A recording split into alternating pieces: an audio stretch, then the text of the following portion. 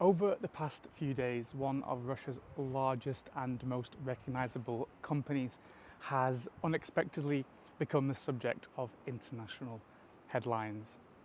Wildberries, Russia's biggest online marketplace, has had several major logistics centers damaged in drone attacks. Warehouses have caught fire, workers have been killed and injured, and sellers have lost stock. And a number of operations at facilities all over Russia have been suspended or redirected through parts of the company's extensive network.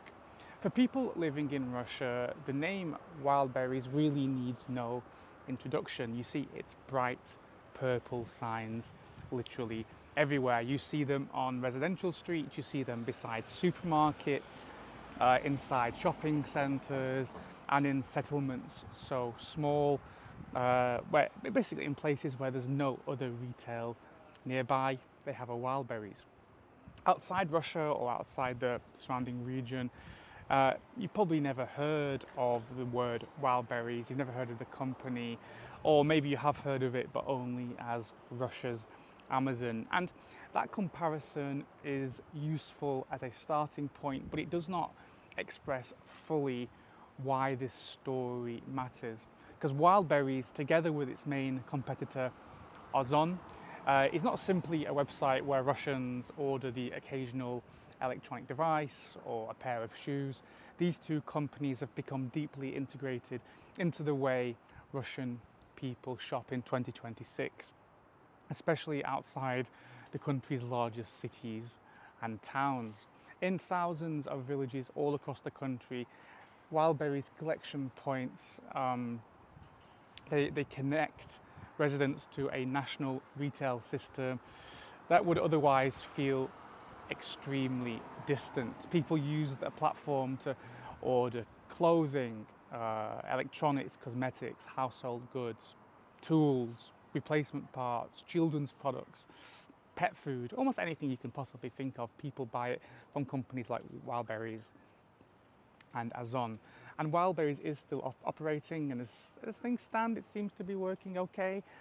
Most customers are still receiving their orders, but the important question is what these drone attacks on Wildberries reveal about modern life in Russia, and what might happen if disruption to the overall Wildberries network became broader or more persistent. And to understand that, we have to look exactly what's happened. We have to have a look at the overall story of Wildberries, and that's what this video is going to be all about.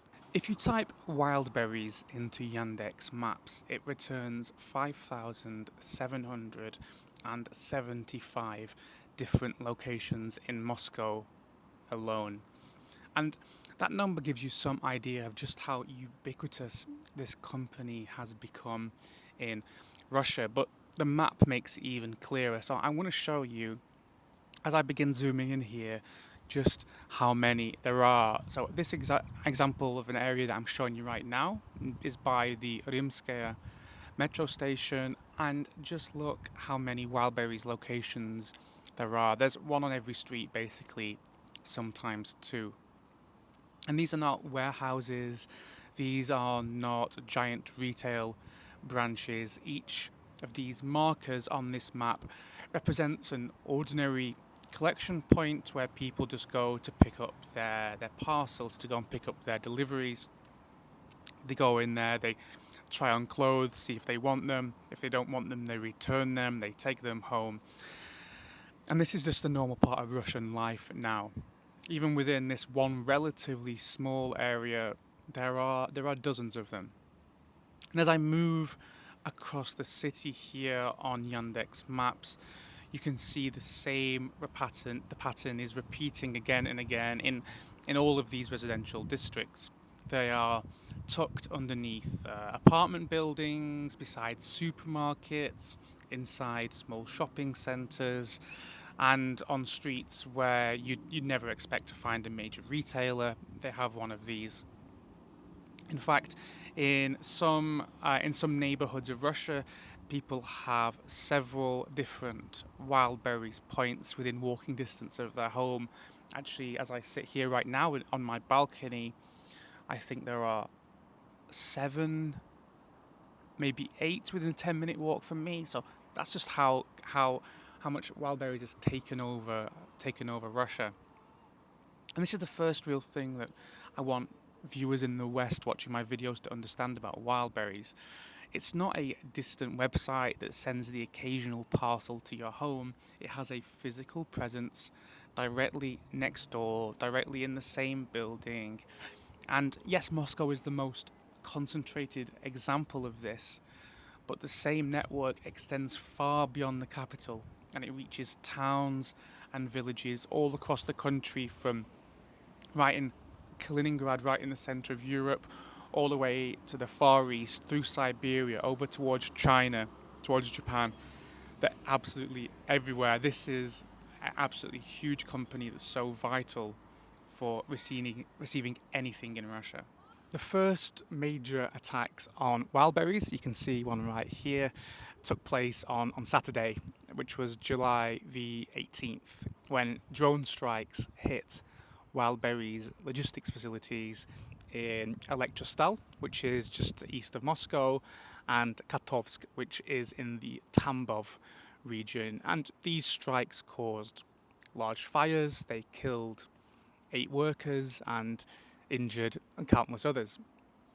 Now, the Elektrostal facility is particularly significant. It's particularly important for Wildberries because it serves the heavily populated region of Moscow and the surrounding Moscow region. So Wildberries actually later said that the fire in Moscow took 3 days to extinguish. And now, for the company, the immediate problem is not only the loss of huge warehouse capacity, but because those affected buildings contained an enormous quantity of goods belonging to outside sellers who use Wildberries to store, advertise, and then distribute their products. Wildberries, it doesn't sell its own things. Other companies put their products on the Wildberries site, put it in the Wildberries warehouse, and just Wildberries does all the selling for them. And many of these sellers are really, really small businesses, because a large retailer can divide its inventory between multiple different warehouses, and it could possibly absorb the loss of one facility. Whereas a small entrepreneur may have placed a significant share of their available inventory at one single location. And if that stock is destroyed, that seller doesn't merely lose a few days of sales. They may lose products they borrowed money for, or stock that they've imported from abroad that takes a long time to get here with no alternative inventory available. Wildberries has announced support measures for affected sellers, including reduced storage fees, free transfers of surviving goods to other facilities, and financial assistance. The founder of Wildberries, her name's Tatiana Kim, later said that payments have begun to tens of thousands of smaller sellers affected by the Elektrostal fire, essentially compensation for the smaller companies that have lost everything. The thing is, though, it actually got a lot worse for Wildberries after Saturday, because in the early hours of Wednesday, which was July the 22nd, 2 more Wildberries warehouses were attacked by Ukrainian drones in Krasnodar and Nevinomysk, I believe it's called, or Nevinomysk, I believe it's called, in southern Russia. And you can see footage online from Krasnodar which shows an enormous column of smoke rising above this facility. Regional authorities there said that a young woman had been killed and several people taken to hospital, and further injuries were reported across both sites. Now, the following morning, operations were then suspended at other Wildberries facilities in the Voronezh region after another overnight attack damaged the roof of one of their facilities. That time not a fire, but they had to stop operations there too. So basically, you can see what's happening here. In less than a week, several important parts of the company's logistics network in Moscow and away from Moscow had been struck in many different regions of the country. Now, Ukrainian officials say that they've targeted these facilities in Russia because they say that they're involved in supplying goods to the Russian armed forces. Now, the Kremlin has denied that. It's denied that Wildberries handles any military supplies and has described them as civilian facilities. Now, of course, I'm not going to speculate. I'm not going to try and resolve those competing claims in this video because I'm not an idiot. So I'm currently in the middle of editing this video. It's July the 24th and the situation has developed again. So last night, this morning, Wildberries said that 3 more of its facilities had come under attack. 2 were around St. Petersburg, in Shushalia and in Utkina Zavod, while a 3rd sorting center was attacked in Simferopol in Crimea. A major fire broke out at one of the facilities in St. Petersburg, the one in Shushalia, and operations were temporarily suspended at both of those locations. In the facility in Simferopol, the employees were evacuated. So these are 3 now additional Wildberries sites affected since I recorded the bulk of this video, including 2 near St. Petersburg, which is Russia's 2nd largest city. So the attacks on the company's logistics networks are continuing. They're intensifying rapidly. Now, estimates of the proportion of Wildberries overall, by the way, another Wildberries here, Wildberries overall capacity affected it varies massively. One Russian newspaper estimated that the sites represented around 10% of the company's logistics capacity, while an industry analyst cited by the AP gave an estimate of between 12 and 15% of its total warehouse space. And Wildberries itself has not publicly confirmed any figures, any of those figures at least, so they should be treated, of course, as outside estimates rather than established fact. Even so, this is clearly more than one isolated event, one isolated warehouse fire, and to understand why that is important, we really need to understand the company that built this network in the first place, the company that became the behemoth that is Wildberries. So Wildberries, you can actually see one behind me right here, was founded in 2004 by Tatiana Kim, who was then known by her married surname Bakalchuk. At the time, Kim was actually an English teacher and a young mother living just outside Moscow in the Moscow region. She began the business from her apartment, the business initially was just reselling clothing that she ordered in European catalogues and sold onto the Russian market. It was a very straightforward, original idea. At that time, online shopping in Russia was still in its infancy more than 20 years ago, and buying a wide selection of clothing was not always easy here, particularly for people living outside of Moscow, St. Petersburg, and the other big metropolises here. And from those modest beginnings, Wildberries grew into one of the largest private companies in the whole of Russia, gradually extending way beyond clothing into shoes and cosmetics and household products, electronics, books, toys, almost every other major category of consumer goods. It also evolved from a conventional online retailer into a marketplace, and that distinction is important because Wildberries now in 2026 does not simply buy products and then resell them to customers for a profit. It allows outside businesses to list their own goods on the platform, while Wildberries provides access to millions and millions of customers alongside payments, advertising tools, warehouses, delivery, and of course these local collection points. This whole system means a very small company making clothes or household products in a provincial Russian city can potentially sell to customers thousands of kilometers away without any need to build its own national distribution network. The platform connects major brands, importers and manufacturers, but it also connects a huge number of individual entrepreneurs, self-employed people and relatively small businesses. Now, the exact number of sellers on Wildberries varies depending on what source you use and what source you believe, but estimates cited in international media place that figure between 500 and 800,000 different sellers. And actually, an industry analyst who was quoted by the Associated Press estimated that Wildberries itself accounts for 52% of all online orders in Russia. So that's, of course, that's a huge number.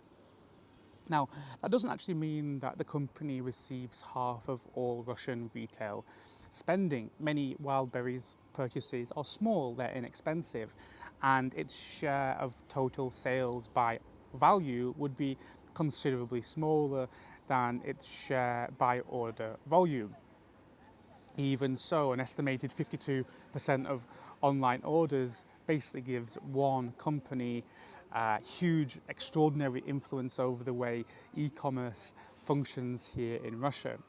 Wildberries itself says it processes around 20 million orders per day.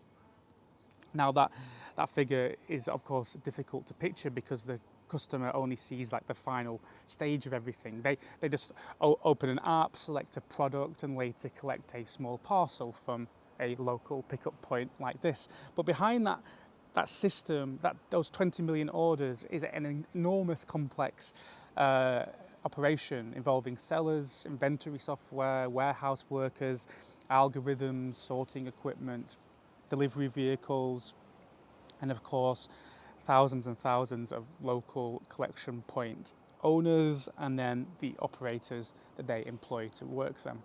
Wildberries has also expanded into financial services and operates its own bank. Imagine Amazon opening Amazon Bank, and if you pay for your Amazon things using your Amazon bank card, then you get big discounts. That's basically how it works.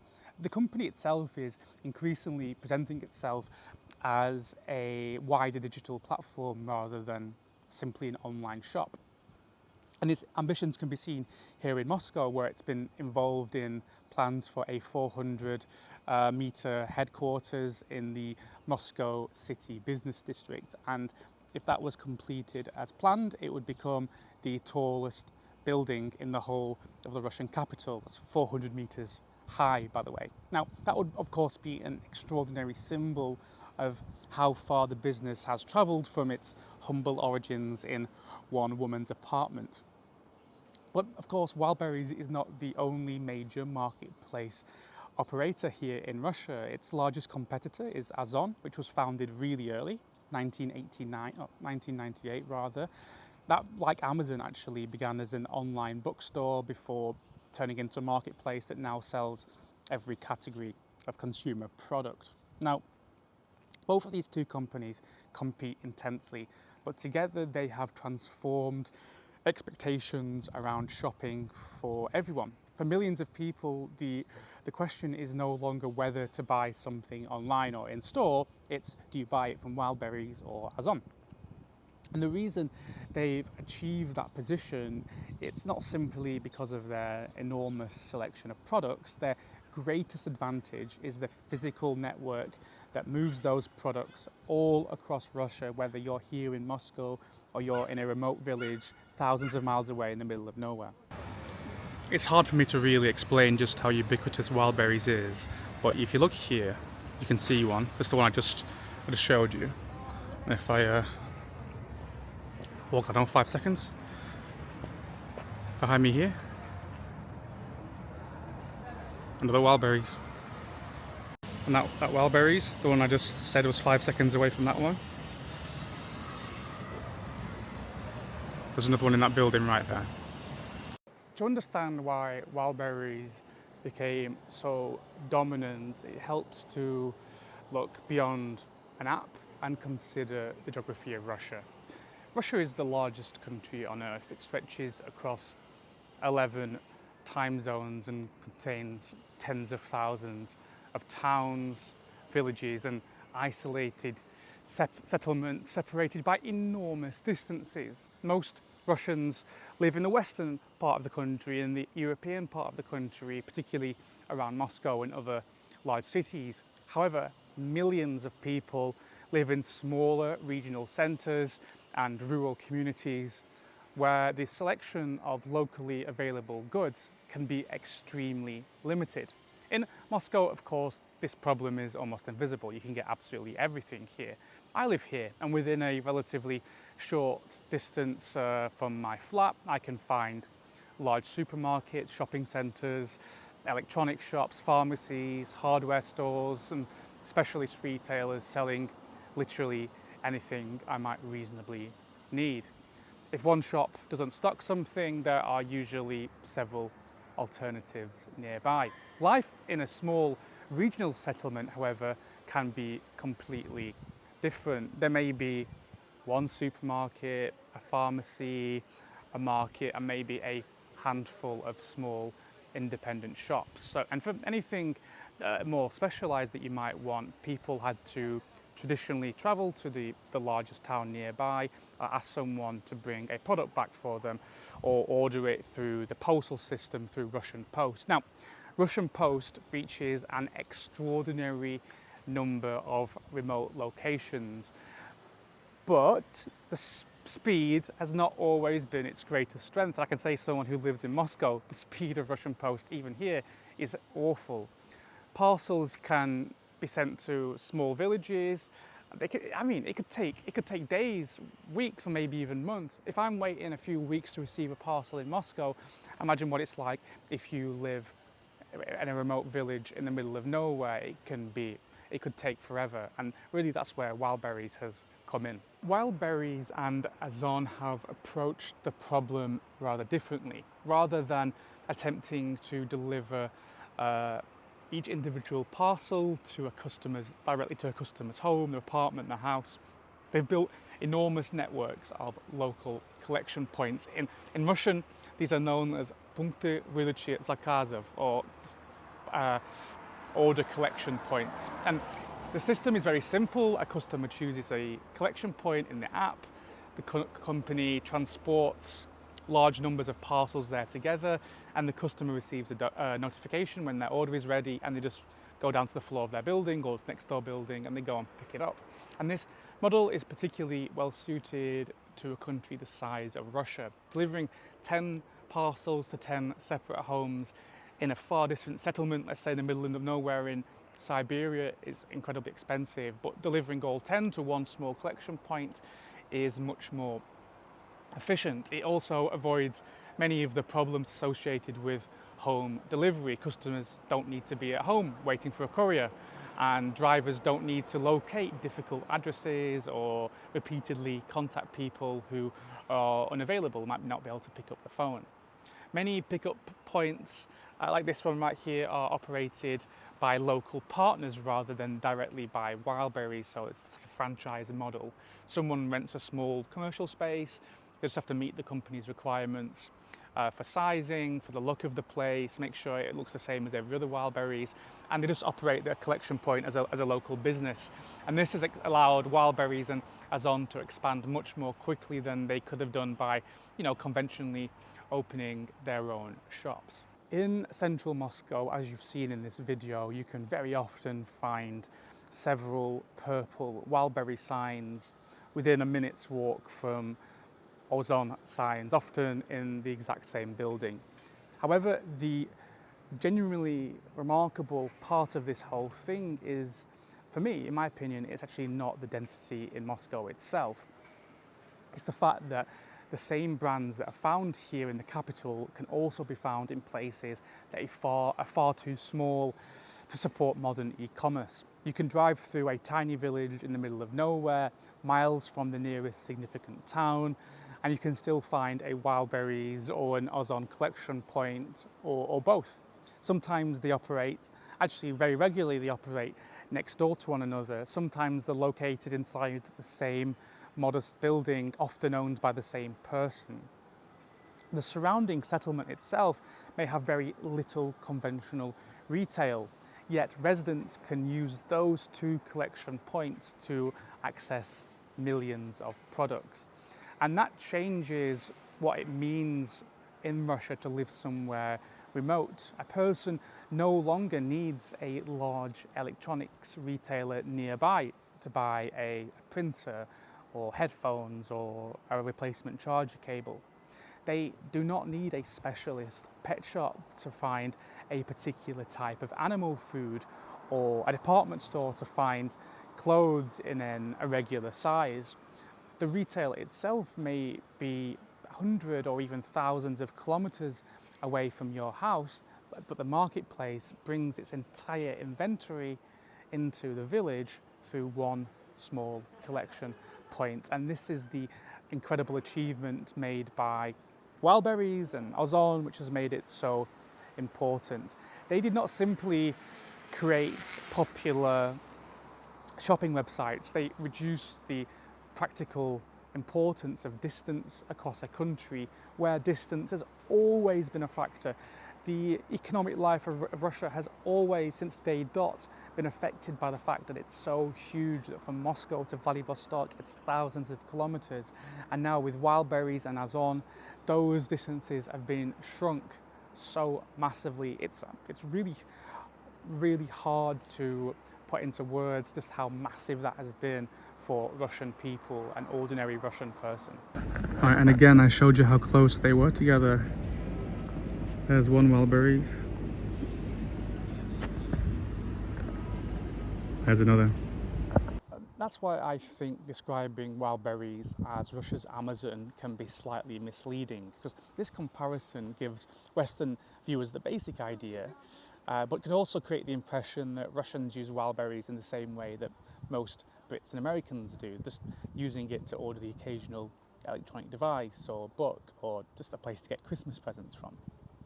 But in reality, in Moscow, these platforms have become a default shopping tool for a much wider range of everyday purchases. People use Wildberries, they use Ozon to buy mobile phones, laptops, headphones, clothes and household appliances. But it's not only those things, not only those bigger purchases, it's also for extremely ordinary and inexpensive items too. To order shampoo, socks,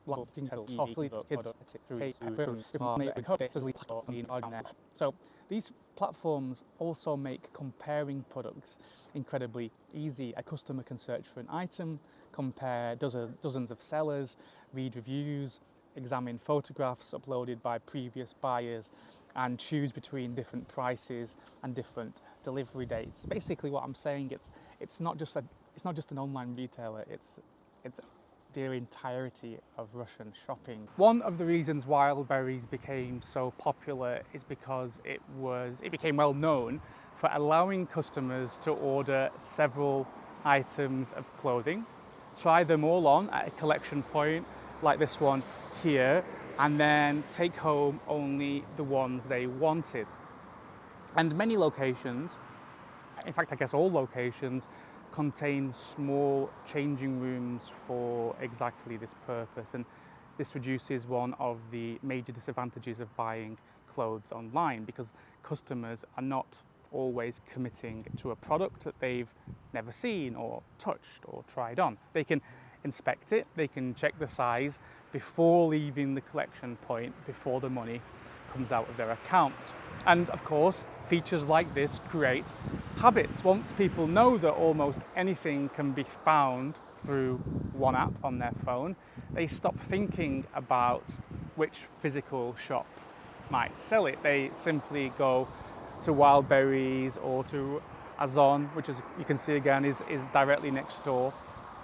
And this makes things very, very difficult for traditional retailers to compete with, particularly in much smaller settlements like in the middle of nowhere in a Siberia or something, not necessarily in the center of Moscow, a local shop can really only carry a limited amount of inventory, while an online marketplace can present you with thousands of options without needing to store them all in your little town, your little village.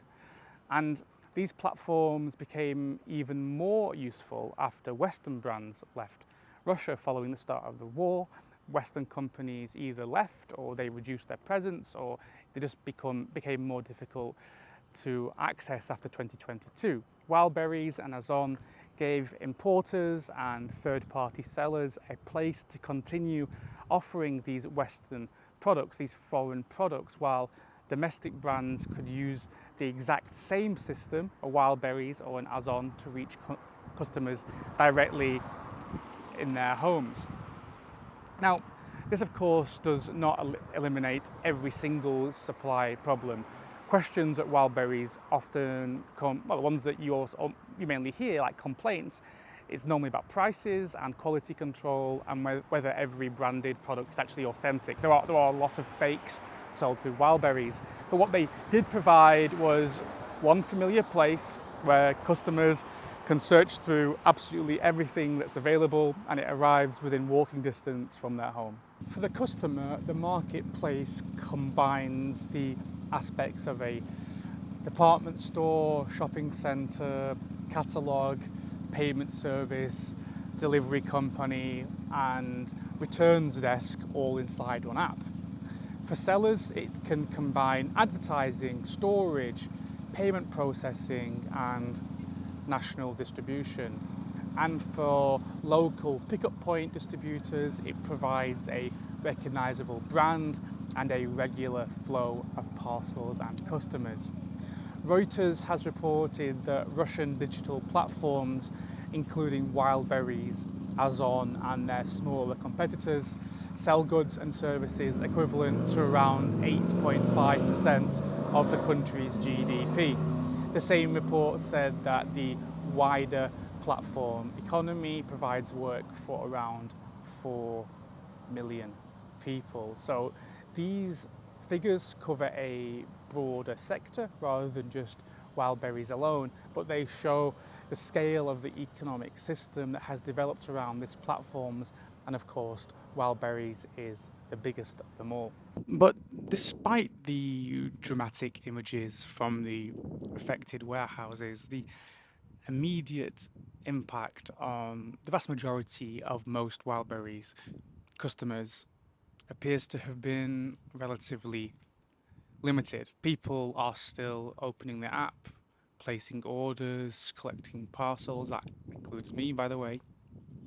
I know that, like, if you read Western media, like Reuters, for example, you can see them speaking to customers in Moscow after the attacks, and several of them say they've not seen any disruption, and I can say myself from my own anecdotal experience, I can agree.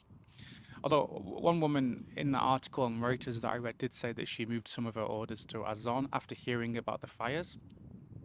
I wonder if that will be a more common tactic, especially as people very, very often have Wildberries and Ozon in the same building.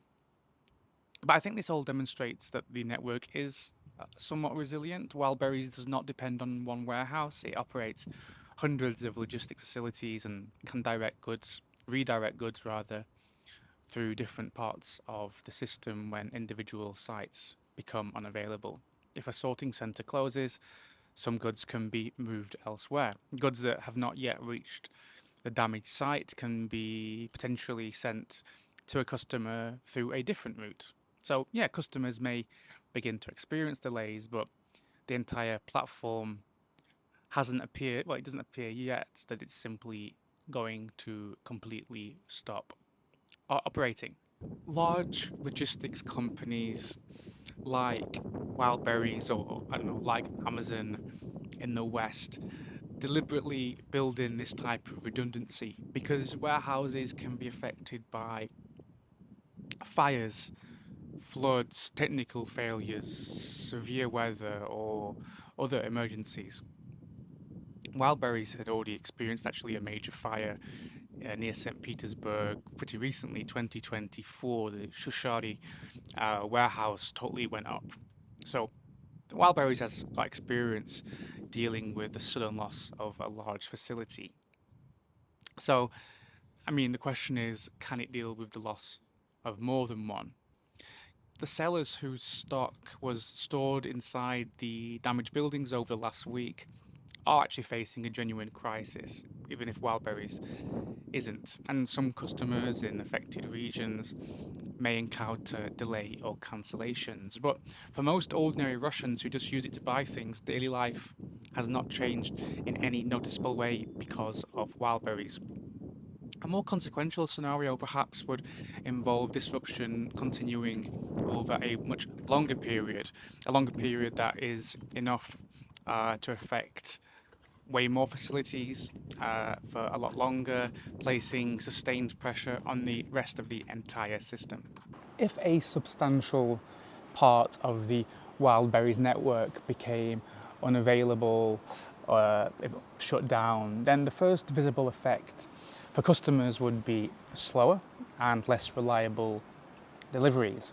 Products stored in damaged or overloaded warehouses would simply disappear from sale, while those surviving facilities, well, they'd have to process way more goods than they were designed to handle. So orders would have to be rerouted or delayed or cancelled, and refunds and returns could take a lot longer to complete. And for someone living in Moscow, that would be extremely irritating, let me tell you. But of course there would be alternatives. Moscow has an enormous amount of very conventional retail. People could just go to the supermarket or shopping centre or old style market, specialist stores. They might have to spend more money, and of course it would take more time, but most products would still be able to be found. The consequences would be much greater in smaller towns and villages where Wildberries and Ozon often compensate for the absence of conventional stores. A local resident can pop to the local shop and buy food, medicine, basic household goods nearby, but these marketplaces provide access to everything more specialised. When the nearest city is several hours away, simply popping to the shop is not a realistic substitute. Of course, Russia did function before online marketplaces, and people in remote regions always managed to find ways to obtain what they really needed. The loss, of course, if that came back, that style came back, would be the speed, the selection and convenience, all these things that these services have introduced. Distance, which has always been such a problem in Russia, would start becoming a problem again. But the effects would extend far beyond customers. According to estimates cited by the Associated Press, Wildberries has between 500,000 and 800,000 sellers. And many of those sellers, like I would say the majority of those sellers, use Wildberries as their only channel for selling their goods, or one of two channels for selling their goods, including Ozon. These are companies that design, manufacture or import products and send them to Wildberries warehouses. They advertise them through the Wildberries app, and they allow Wildberries to act as a company, basically does everything from storage to distribution. Many of these companies don't have their own shops, and they don't have their own independent delivery networks, of course. So if Wildberries experienced any significant disruption, they couldn't just simply overnight move their business elsewhere. Of course, switching to Ozon would be the obvious option, but that process is not instantaneous. Sellers need listings and contracts and labels, warehouse arrangements and new logistics plans. Their products may already be stuck inside warehouse facilities owned by Wildberries today. How do they move it to Ozon tomorrow? Ozon, of course, would also hit serious physical limits if it had to suddenly absorb a large share of Wildberries' estimated 52% of Russia online orders. It itself would need to get more warehouse space, employ more staff, buy more sorting equipment, find more drivers, basically get more capacity. Its pickup points would have to process far more parcels than usual, and we don't really know if it could handle that now. You see, a digital platform can increase website traffic relatively quickly, but a logistics network cannot simply produce new warehouses, vehicles and train workers at the exact same speed as online traffic picks up. The existence of Ozon, as you can see right behind me, makes Russia's online retail system more resilient. But these two companies are not completely interchangeable. They're not exactly the same thing. If disruption remained limited to Wildberries, Ozon and the other competitors actually, like Yandex Market, could absorb some of the demand, but they could not immediately replace the entire operation. The consequences would also affect lots of small local pickup point owners. For many people, they have a franchise, that's their whole gig. And in fact, most Wildberries locations are operated as small independent businesses, basically. Their income depends on the number of parcels that pass through their store. In turn, that relies on the numbers of parcels passing through the entire network. So if deliveries decline sharply, the operator would still have to pay rent for their spot, pay salaries if they employ anyone, and other expenses, while receiving far fewer orders and having far fewer customers. Warehouse employees, couriers and drivers would face a different set of problems. Facilities that remained open could become massively overloaded as parcels that are diverted away from other sites, from damaged sites, get moved there. Employees might have to process much larger volumes while their routes become longer and less efficient. And of course, over time, the costs of operating the entire network would then rise. Companies might need to decide whether they want to divide inventory between this place and this place just to reduce any risk. Perhaps they would need to introduce additional safety measures or accept less efficient delivery routes.